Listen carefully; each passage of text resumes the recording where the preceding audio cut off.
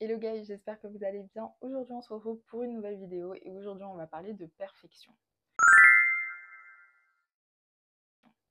Alors la perfection, qu'est-ce que c'est réellement?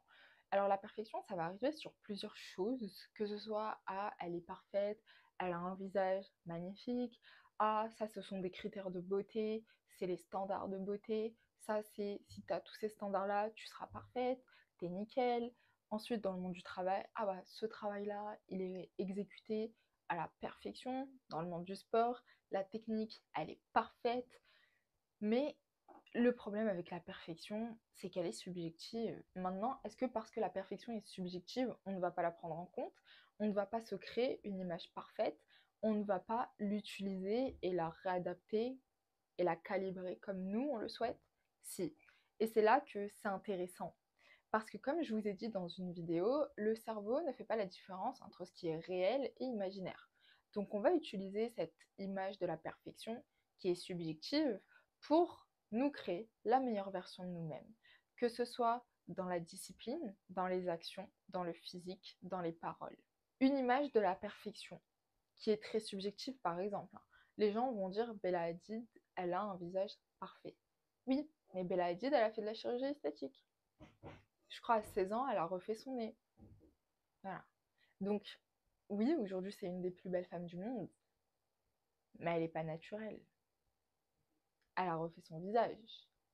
Elle a eu pas mal d'interventions chirurgicales. Elle s'est creusé les joues, elle a rehaussé ses sourcils, elle a refait son nez, qui change énormément de ce qu'elle avait auparavant. Alors, elle reste belle, elle était belle, elle restera belle. Elle s'est embellie grâce à la chirurgie esthétique euh, pour rentrer dans les standards de beauté. Donc, ce qui est aujourd'hui la plus belle femme du monde, en fait, elle est façonnée d'une certaine manière. Donc, naturellement, qui est la plus belle femme du monde? Pour certaines personnes, ça va être Oprah.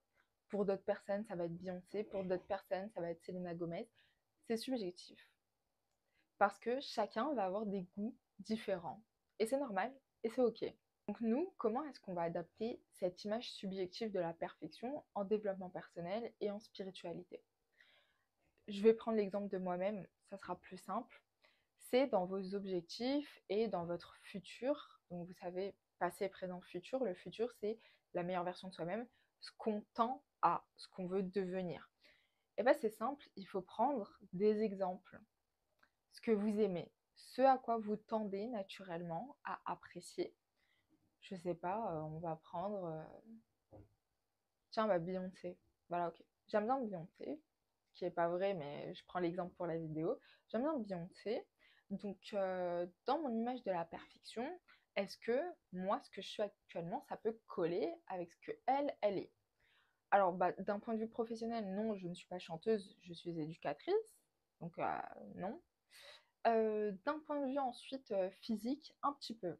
Je suis mat de peau, elle est mat de peau, je suis brune, elle est brune. Bon, j'ai pas les cheveux afro, j'ai pas les cheveux frisés, mais j'aime bien sa couleur de cheveux par exemple. J'aime bien les mèches blondes qu'elle fait, je trouve que ça la met en valeur. Ok, on va tester. Je vais aller me faire des mèches blondes. Ah bah tiens, ça me va bien. Super. Là, je tends à une image un peu plus parfaite, un peu plus harmonieuse, où ça me met en valeur. C'est ça le but. C'est pas ressembler à, c'est ok, je vois ça, je trouve que c'est intéressant sur cette personne, je vais reprendre pour que moi, je m'améliore. Alors, on s'améliore dans tous les domaines de sa vie, hein. Voilà, là je prends le physique. Ok, les mèches blondes et tout, le petit highlight, j'aime bien, ça illumine mon visage. Puis même quand je me coiffe, quand je fais des coiffures, on voit mieux les coiffures, etc. Donc super, ça c'est un élément que je vais garder. Ensuite, personnalité. Tiens, je regarde souvent la politique, je vois Donald Trump. Je ressemble pas à Donald Trump, c'est un homme, je suis une femme. Par contre, il y a un truc que j'aime bien chez lui, c'est sa manière d'argumenter. Le mec est un homme d'affaires de base, hein, n'oublions pas ça. Donc, il a une manière et un sang-froid et une manière d'argumenter qui est très intéressante. Et moi, ça, j'aime. Donc, parce que j'aime, je vais chercher à acquérir et à devenir une bonne oratrice, à avoir un bon vocabulaire. Donc, je vais lire, à faire des exercices pour écrire des discours. Donc je vais commencer à m'entraîner, je vais regarder les règles pour écrire un discours, etc. Ensuite, je vais me mettre en pratique. Voilà, j'apprends mon discours par cœur et j'apprends le langage non verbal qu'il faut avoir quand on fait une présentation pour vraiment que ça soit nickel. Je travaille sur mes émotions, j'essaye de garder mon calme, de garder mon sang-froid. Voilà, je me mets dans des situations, je travaille soit en général, c'est des choses qu'on fait à l'école, faire des discours, etc., travailler sur l'oral, faire des présentations orales. Voilà, j'essaye de le travailler histoire de l'acquérir parce que ça, j'aime et je considère que c'est parfait. Donc, autant le devenir à ma sauce. Hein. On ne va pas refaire du Donald Trump, on n'est pas là pour copier, on est là pour s'inspirer. C'est pas la même chose. Donc, hop, comme ça, je façonne mon image de ma meilleure version de moi-même. Une personne qui est mise en valeur naturellement, une personne qui est une bonne oratrice, une personne qui voilà, va bien s'habiller. Du coup, ok, je regarde un peu dans les styles vestimentaires. Bah, j'ai cette personne là dans mon entourage qui, franchement, elle s'habille trop bien. Ah, mais je vais aller lui demander quelle marque t'achètes, t'achètes ça où, est-ce qu'il y a des matières que tu privilégies ou pas, etc., etc. Moi, par exemple, dès que je peux acheter des habits en coton, j'achète des habits en coton. Pourquoi? Bah parce que je suis égyptienne, donc forcément chez nous le coton c'est une institution. Voilà, tu peux l'avoir travaillé avec d'autres matières, etc. Ça par exemple c'est un t-shirt en coton, il est hyper agréable à porter. Enfin voilà quoi. Donc moi par exemple, pour moi, le coton c'est une des meilleures matières à avoir. La soie, le satin, pareil. Porter des habits blancs et colorés et bleus notamment plus que du noir. Bon là je suis habillée en noir, faites pas gaffe. Voilà, je cherche à tendre plus vers ça que vers autre chose. Ok? Donc, voilà. Et vous vous posez comme ça la réflexion et vous façonnez ce que vous considérez être parfait.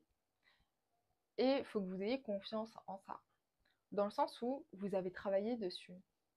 Donc, s'il y a quelqu'un qui n'est pas content, s'il y a quelqu'un que ça ne plaît pas, bah, c'est normal. Peut-être parce que son image de la personne parfaite, c'est l'opposé de vous. Parce que vous n'avez pas les mêmes goûts, vous n'aimez pas la même chose. Mais cette image de la perfection, dans le sens où on va s'inspirer de ce qu'on trouve parfait pour le réadapter à nous si ça fonctionne, et bah c'est ça qu'il faut chercher. C'est ça qu'il faut absolument chercher à atteindre en développement personnel et c'est comme ça qu'on peut utiliser la notion de perfection en se développement personnel. Donc voilà.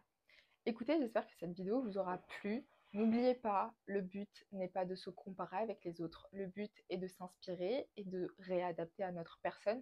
N'oubliez pas que la perfection est subjective.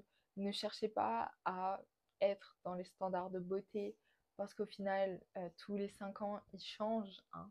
Donc vraiment, ayez confiance en vous, ayez confiance en ce que vous êtes parce que vous allez travailler dessus et vous savez ce que ça vaut et vous savez le temps que vous y avez consacré et la réflexion que vous avez eue derrière et vous n'êtes pas le dernier des imbéciles en fait. Donc on est aligné avec ses pensées, avec ses actions, on les a mis en place et on en est fiers. Donc voilà. À très bientôt pour une prochaine vidéo. Ciao ciao.